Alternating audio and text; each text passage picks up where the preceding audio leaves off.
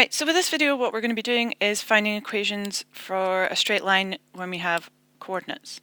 So in this case we know that we've got to end up with y equals mx plus c.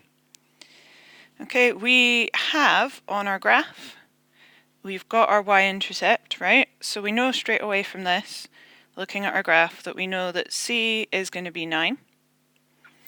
When we're substituting into this formula, the y and the x stay the same.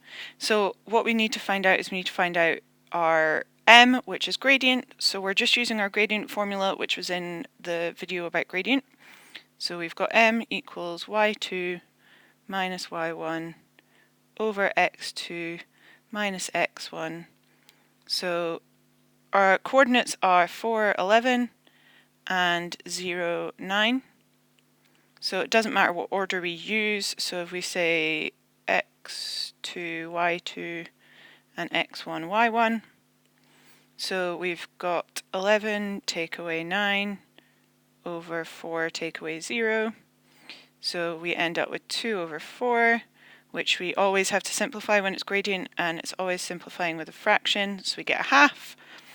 And then we can put our half into y equals a half x plus 9.